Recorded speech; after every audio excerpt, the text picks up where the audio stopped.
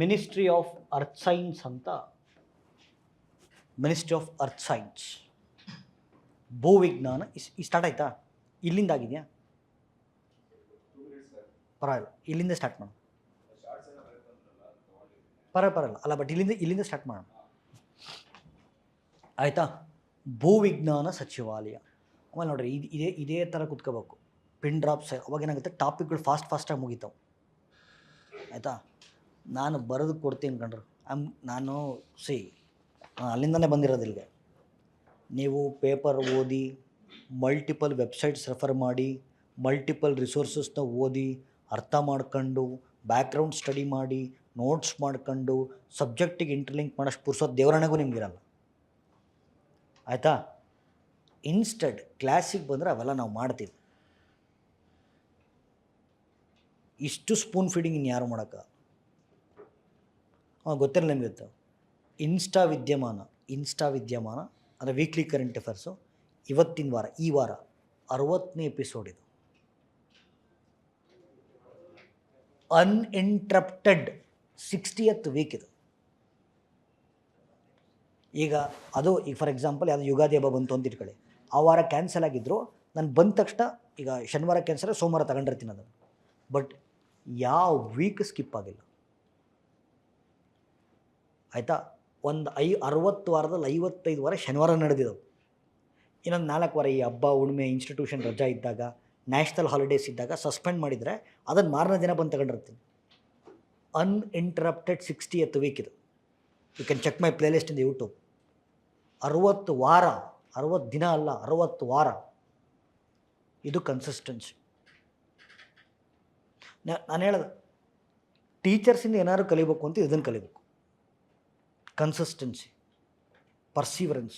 There are 2 words. ಒಂದು consistency, ಒಂದು perseverance. ಎರಡಕ್ಕೂ ವ್ಯತ್ಯಾಸ ಹೇಳ್ತಿರೋದಾದ್ರೆ, can anybody differentiate between consistency and perseverance? Consistency ಅಂದರೆ ಸ್ಥಿರತೆ, ಪರ್ಸೀವರೆನ್ಸ್ ಅಂದರೆ ನಿರಂತರತೆ. ನೋಡಿ ಎಷ್ಟು ಚೆನ್ನಾಗಿದೆ ಪದಗಳು, ಸ್ಥಿರತೆ ಮತ್ತು ನಿರಂತರತೆ.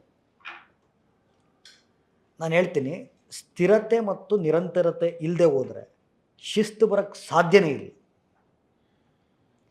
Without consistency and perseverance there is never discipline. ಬರೋದೇ ಇಲ್ಲ. ಡಿಸಿಪ್ಲಿನ್ ಯಾರಿಗಿರಲ್ವೋ ಅವ್ರು ಹಾರ್ಡ್ ವರ್ಕ್ ಮಾಡೋಕ್ಕೆ ಸಾಧ್ಯನೇ ಇಲ್ಲ. ಎಲ್ಲಿ ಹಾರ್ಡ್ ವರ್ಕ್ ಇರಲ್ವೋ ಸಕ್ಸಸ್ ಬರೋದೇ ಇಲ್ಲ. ಒಂದಕ್ಕೆ ಸಂಬಂಧ ಆಯಿತಾ? Everybody wants to become officers, but ಇವತ್ತು ಕರೆಂಟ್ ಅಫೇರ್ಸ್ ಓದಕ್ಕೆ ನಾವು ರೆಡಿ ಇಲ್ಲ. ಸಿಂಪಲ್ಲು. ಎಲ್ಲರಿಗೂ ಆಫೀಸರ್ಸ್ ಆಗಬೇಕು, ಎಲ್ರಿಗೂ ಗೌರ್ಮೆಂಟ್ ಕೆಲಸ ಬೇಕು, ಎಲ್ಲರಿಗೂ group A group B post ಬೇಕು. ಬಟ್ ಇವತ್ತೇ ಓದೋಕ್ಕೆ ಯಾರೂ ತಯಾರಿಲ್ಲ. ಅದು ಹೆಂಗಾಗ್ತದೆ? ಏನೋ ಎಷ್ಟು ಜನ ನೋಡೋ, ಸುಮ್ಮನೆ ಒಂದು ಕ್ವಶನ್ ಕೇಳಿ, ಎಷ್ಟು ಜನ ಸರ್ ನಾನು ಅವತ್ತೇ ಓದ್ತಾ ಇದ್ದೀನಿ ಸರ್? ಸುಳ್ಳು ಹೇಳಬಾರ್ದು, ಕ್ವಶನ್ ಕೇಳ್ತೀನಿ ನಾನು, ನಂಗೆ ಗೊತ್ತೈತೆ ಎಲ್ಲ ಸಬ್ಜೆಕ್ಟು ಬರುತ್ತೆ ನನಗೆ. ಎಷ್ಟು ಜನ ಇದೆ? ಎನಿಬಿಡಿ? ಅವನು ಒಬ್ಬನೇ ಕೈ ಎತ್ತಿದ್ದು.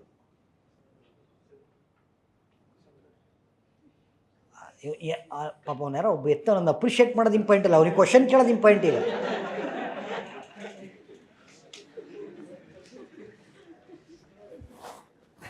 ಆಯ್ತು ಸರ್, ಭೂವಿಜ್ಞಾನ ಸಚಿವಾಲಯ ಅಂತ ಇದೆ, ಮಿನಿಸ್ಟ್ರಿ ಆಫ್ ಅರ್ತ್ ಸೈನ್ಸ್ ಆಯಿತಾ ಸರ್? ಈ ಥರದೊಂದು ಮಿನಿಸ್ಟ್ರಿ ಅಂತ ಭಾಳ ಜನಕ್ಕೆ ಗೊತ್ತೇ ಇರೋಲ್ಲ. ಇದೇನು ಕೆಲಸ ಮಾಡುತ್ತೆ? ಮೂರು ಕೆಲಸ ಮಾಡುತ್ತೆ ಇದು. ಒಂದು, ಓಕೆ ಪ್ಲೀಸ್ ರೀಜನ್, ಪೋಲಾರ್ ರೀಜನ್ಸನ್ನು ಸ್ಟಡಿ ಮಾಡುತ್ತೆ, ಧ್ರುವ ಪ್ರದೇಶಗಳನ್ನು ಅಧ್ಯಯನ ಮಾಡುತ್ತೆ ಆಯಿತಾ? ಸೊ ನಾರ್ತ್ ಪೋಲ್ನ ನಾವು ಆರ್ಕ್ಟಿಕ್ ರೀಜನ್ ಅಂತ ಕರಿತೀವಿ. ಆರ್ಕ್ಟಿಕ್ ರೀಜನ್ನ ಅಧ್ಯಯನ ಮಾಡಲಿಕ್ಕೋಸ್ಕರ ನಾವು ನಾರ್ವೆ ದೇಶದ ಸ್ವ್ಯಾಲ್ಬರ್ಡ್ ಎನ್ನುವಂಥ ಜಾಗದಲ್ಲಿ ಹಿಮಾದ್ರಿ ಎನ್ನುವಂಥ ಸಂಶೋಧನಾ ಕೇಂದ್ರವನ್ನು ಸ್ಥಾಪನೆ ಮಾಡಿದ್ದೀವಿ. South pole is called as Antarctic region. Antarctica ರೀಜನಲ್ಲಿ ಸಂಶೋಧನೆ ಮಾಡಲಿಕ್ಕೋಸ್ಕರ 3 ಸಂಶೋಧನಾ ಕೇಂದ್ರಗಳನ್ನು ಎಸ್ಟಾಬ್ಲಿಷ್ ಮಾಡಿದೆ: ಭಾರತಿ, ಮೈತ್ರಿ, ದಕ್ಷಿಣ ಗಂಗೋತ್ರಿ. ಅದರಲ್ಲಿ ರೀಸೆಂಟಾಗಿ ದಕ್ಷಿಣ ಗಂಗೋತ್ರಿ ಮುಳುಗೋಗಿದೆ. ಹಾಗಾಗಿ ಎರಡನೇ ಮೈತ್ರಿ ಸ್ಟೇಷನ್ನ ಮಿನಿಸ್ಟ್ರಿ ಆಫ್ ಅರ್ತ್ ಸೈನ್ಸ್ ಶುರು ಮಾಡಿದೆ. ಉತ್ತರದಲ್ಲಿ ಹಿಮಾದ್ರಿ, ದಕ್ಷಿಣದಲ್ಲಿ ಭಾರತಿ, ಮೈತ್ರಿ, ದಕ್ಷಿಣ ಗಂಗೋತ್ರಿ. ಇದು ಒಂದು ಕೆಲಸ. ಎರಡನೇದು okay, ministry of earth science ಎರಡನೇ ಕೆಲಸ ಬಂದು ಆಯಿತಾ, ಸಮುದ್ರದ ಆಳದ ಭಾಗಗಳನ್ನು ಅನ್ವೇಷಣೆ ಮಾಡೋದು, to explore the ocean bed. ಸಮುದ್ರದ ಆಳದ ಭಾಗಗಳನ್ನು ಅನ್ವೇಷಣೆ ಮಾಡಲಿಕ್ಕೋಸ್ಕರ ಡೀಪ್ ಓಷನ್ ಮಿಷನ್ ಅಂತ ಒಂದು ಕಾರ್ಯಕ್ರಮ. ಇದರ ಭಾಗವಾಗಿ ಡೀಪ್ ಓಷನ್ ಮಿಷನ್ನ ಭಾಗವಾಗಿ ಇತ್ತೀಚೆಗೆ ಇನ್ನೊಂದು ಕಾರ್ಯಕ್ರಮ ಕೈಗೊಂಡರು, ಸಮುದ್ರಯಾನ್. ಹಿಂದೂ ಮಹಾಸಾಗರದ ಮಧ್ಯಭಾಗಕ್ಕೆ ಹೋಗ್ತೀವಿ, ಇಂಡಿಯನ್ ಓಷನ್. ಅಲ್ಲಿಂದ ಓಕೆ ಸರ್ 6 ಕಿಲೋಮೀಟರ್ ಒಳಗಡೆ ಹೋಗ್ತೀವಿ. 6 ಕಿಲೋಮೀಟರ್ ಒಳಗಡೆ ಹೋಗಿ ಇಂಡಿಯನ್ ಓಷನ್ ಬೆಡ್ ಹೋಗಿ ಅಲ್ಲಿರ್ತಕ್ಕಂಥ ಖನಿಜ ಸಂಪತ್ತುಗಳು ಮತ್ತು ಅನಿಲಗಳ ಸಂಪತ್ತುಗಳನ್ನು ಅಧ್ಯಯನ ಮಾಡ್ತೀವಿ. This programme is called Samudrayaan. ಅದಕ್ಕೊಂದು ವಿಶೇಷವಾಗಿರ್ತಕ್ಕಂಥ ಹಡಗನ್ನು ಬಳಸಲಾಗಿತ್ತು. ಈ ಹಡಗನ್ನು ಮತ್ಸ್ಯ 6000 ಅಂತ ಕರಿತೀವಿ. ಓಕೆ, ಸೊ ಮತ್ಸ್ಯ 6000 ಅವಾಗಿಂದ ಅವಾಗ ತುಂಬ ನ್ಯೂಸಲ್ಲಿ ಬರ್ತಾ ಇರುತ್ತೆ.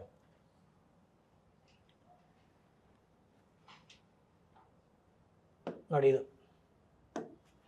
ಓಕೆ, ಇದನ್ನು ಹಡಗು ಅಂತ ಕರಿಬಾರ್ದು, ಸಬ್ಮರ್ಸಿಬಲ್ ಅಂತ ಕರೀತಾರೆ.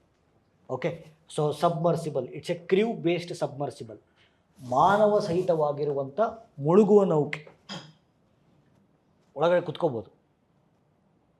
ಓಕೆ, ಸೊ ಮಾನವ ಸಹಿತವಾಗಿರುವಂಥ ಮುಳುಗುವ ನೌಕೆ, ಕ್ರ್ಯೂ ಬೇಸ್ಡ್ ಸಬ್ಮರ್ಸಿಬಲ್. ಅದನ್ನು ಯೂಸ್ ಮಾಡ್ಕೊಂಡು ಸಮುದ್ರದ 6 ಕಿಲೋಮೀಟರ್ ಆಳಕ್ಕೆ ಹೋಗಿ ಇಡೀ ಇಂಡಿಯನ್ ಓಷನ್ ಎಕ್ಸ್ಪ್ಲೋರ್ ಮಾಡ್ತಕ್ಕಂಥ ಕಾರ್ಯಕ್ರಮ ಸಮುದ್ರಯಾನ್. ಇದು ಮಿನಿಸ್ಟ್ರಿ ಆಫ್ ಅರ್ತ್ ಸೈನ್ಸ್ದು ಎರಡನೇ ಫಂಕ್ಷನ್. ಮೂರನೇ ಫಂಕ್ಷನ್ ಬಂದು ಓಕೆ, ಸೊ ಮೆಟಿರಾಲಜಿ. ನೋಡಿ, ಇದರ 2 ವರ್ಡ್ಸ್, ಬೇಸಿಕಲಿ 2 ಪದಗಳಿದ್ದಾವೆ. ಓಕೆ, ನೋಡಿ ಇಲ್ಲಿ ಮೆಟ್ರಾಲಜಿ ಇಸ್ ಡಿಫ್ರೆಂಟ್. ಮೆಟ್ರಾಲಜಿ ಅಂತಂದರೆ ಸ್ಟಡಿ ಆಫ್ ಮೆಷರ್ಮೆಂಟ್ಸ್, ಮಾಪನಶಾಸ್ತ್ರ ಅಂತ ಕರಿತೀವಿ. ಮೆಟಿರಾಲಜಿ ಅಂತಂದರೆ study of climate. Study of climate is called as meteorology, ಹವಾಮಾನ ಶಾಸ್ತ್ರ.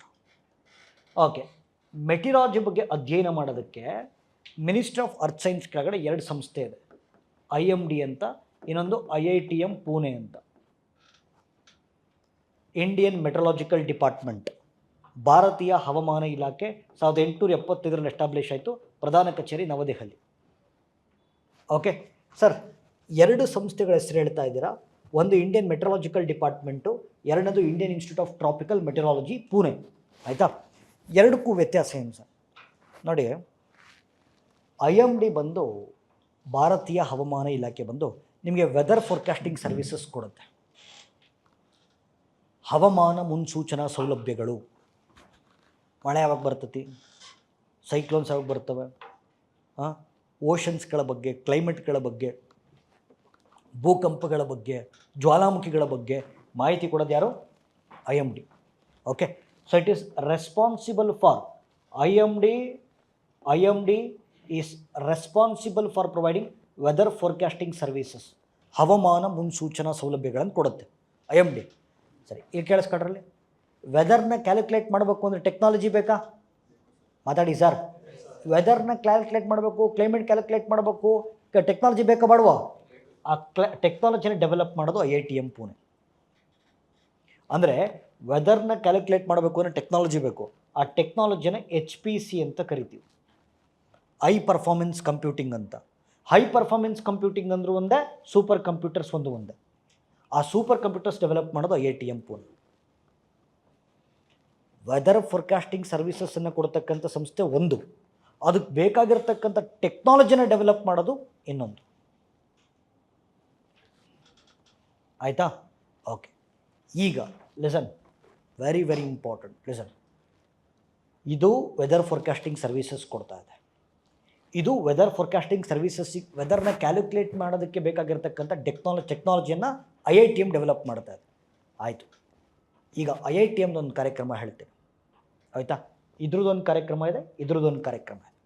ಲಿಸನ್, ಓಕೆ, ಇದ್ರದ್ದೊಂದು ಕಾರ್ಯಕ್ರಮ. ಈಗ ವೆದರ್ ಫೋರ್ಕಾಸ್ಟಿಂಗ್ ಸರ್ವೀಸಸನ್ನು ಕೊಡೋದಕ್ಕೆ ಸೂಟೇಬಲ್ ಟೆಕ್ನಾಲಜಿನ ಡೆವಲಪ್ ಮಾಡಲಿಕ್ಕೋಸ್ಕರ IITM ಪುಣೆ ಜಾರಿಗೆ ತಂದಿರತಕ್ಕಂಥ ಕಾರ್ಯಕ್ರಮ national monsoon mission. National monsoon mission ಇದು UPSC ಕ್ವಶನ್ನು, ನಾನೇ ತಪ್ಪಾಕಿದ್ದೀನಿ. National monsoon mission is implemented by dash ಅಂತ ಕ್ವಶನ್ ಕೇಳಿದ್ರು. ನಾನು IMD ಹಾಕ್ಬಿಟ್ಟಿದ್ದೆ. ಯಾಕೆ ನನ್ನ ತಲೆಯಲ್ಲಿ ಮಾನ್ಸೂನ್ ಅಂತ ವರ್ಡ್ ಬಂತ. ಓಕೆ, ವೆದರ್ ಕ್ಯಾಲ್ಕುಲೇಟ್ ಮಾಡೋದು ಯಾರು? IMD, ಟಕ್ಕನ ಹಾಕ್ಬಿಟ್ಟೆ. ಬಟ್ ನ್ಯಾಷನಲ್ ಮಾನ್ಸೂನ್ ಮಿಷನ್ದು ಉದ್ದೇಶ ವೆದರ್ ಫೋರ್ಕಾಸ್ಟಿಂಗ್ ಸರ್ವಿಸಸ್ ಕೊಡೋದಲ್ಲ, ಬದಲಾಗಿ ಇದಕ್ಕೆ ಬೇಕಾಗಿರೋ ಟೆಕ್ನಾಲಜಿ ಡೆವಲಪ್ ಮಾಡೋದು. ಹಾಗಾದರೆ ಸರ್, ನ್ಯಾಷನಲ್ ಮಾನ್ಸೂನ್ ಮಿಷನ್ನ ಅಡಿಯಲ್ಲಿ, ಓಕೆ, ನ್ಯಾಷನಲ್ ಮಾನ್ಸೂನ್ ಮಿಷನ್ನ ಅಡಿಯಲ್ಲಿ ಓಕೆ IITM ಪುಣೆ 2 ಸೂಪರ್ ಕಂಪ್ಯೂಟರ್ಗಳನ್ನು ತಯಾರು ಮಾಡಿತು. ಒಂದು ಪ್ರತ್ಯುಷ್ ಅಂತ, ಇನ್ನೊಂದು ಮಿಹಿರ್ ಅಂತ. ಪ್ರತ್ಯುಷ್ ಅಂತ, ಇನ್ನೊಂದು ಮಿಹಿರ್ ಅಂತ. ಓಕೆ, ಪ್ರತ್ಯುಷ್ ಸೂಪರ್ ಕಂಪ್ಯೂಟರ್ ಎಲ್ಲಿದೆ ಸರ್ ಅಂತ ಕೇಳಿದ್ರೆ IITM ಕ್ಯಾಂಪಸ್ ಪುಣೆನಲ್ಲಿದೆ. Okay, so Mihir super computer ಎಲ್ಲಿದೆ ಅಂತ ಕೇಳಿದ್ರೆ ಉತ್ತರ ಪ್ರದೇಶದ ನೋಯ್ಡಾದಲ್ಲಿದೆ.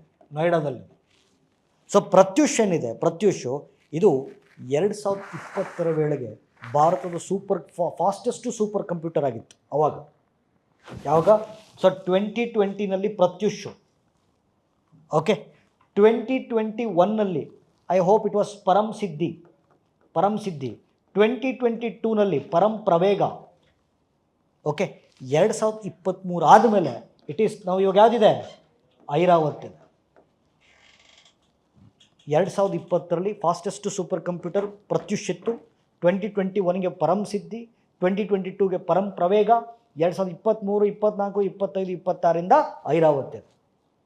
ಹಾಗಾದರೆ ಸೊ ಭಾರತದ ಫಸ್ಟ್ ಸೂಪರ್ ಕಂಪ್ಯೂಟರ್ ಯಾವುದು ಅಂತ ಕೇಳಿದ್ರೆ Param 8000. Okay, developed by CDAC ವಿಜ್ಞಾನಿಗಳು, developed by centre for development and advance computing.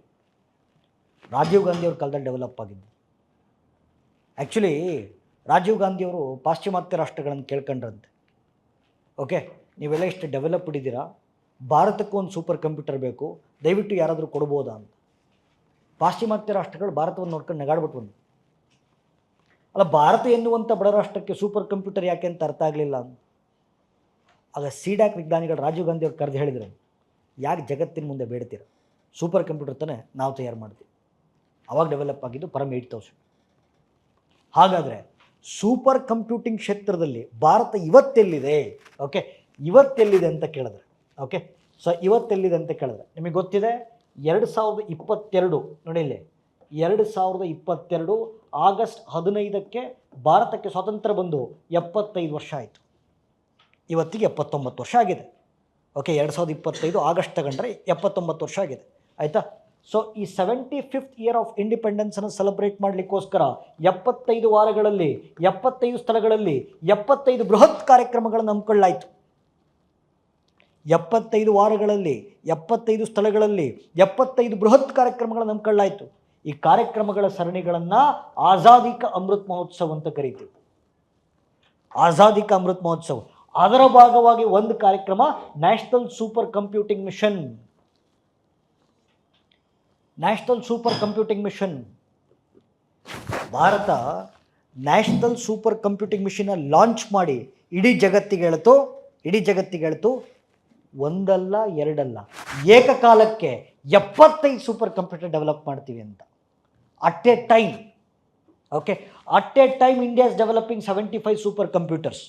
ಇದಕ್ಕೋಸ್ಕರ 2 ಸಂಸ್ಥೆಗಳು 2 ಸಚಿವಾಲಯಗಳು ಹಗಲು ರಾತ್ರಿ ಕೆಲಸ ಮಾಡ್ತಿದ್ದಾವೆ.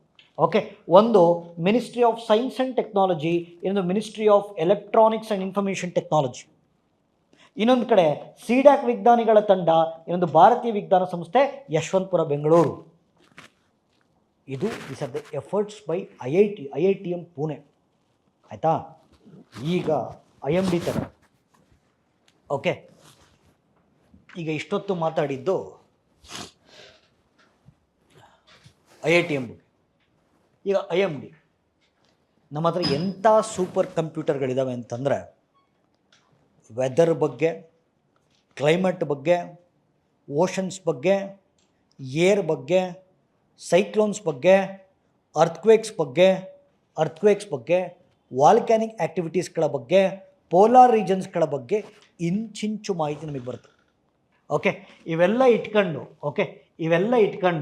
ಓಕೆ ಭಾರತವನ್ನು ಇವೆಲ್ಲ ಇಟ್ಕೊಂಡು ಭಾರತವನ್ನು ವೆದರ್ ರೆಡಿ ಕಂಟ್ರಿ ಮತ್ತು ಕ್ಲೈಮೇಟ್ ಸ್ಮಾರ್ಟ್ ಕಂಟ್ರಿಯಾಗಿ ಪರಿವರ್ತಿಸುವಂಥ ಭಾರತ ಸರ್ಕಾರದ ಕಾರ್ಯಕ್ರಮ ಮಿಷನ್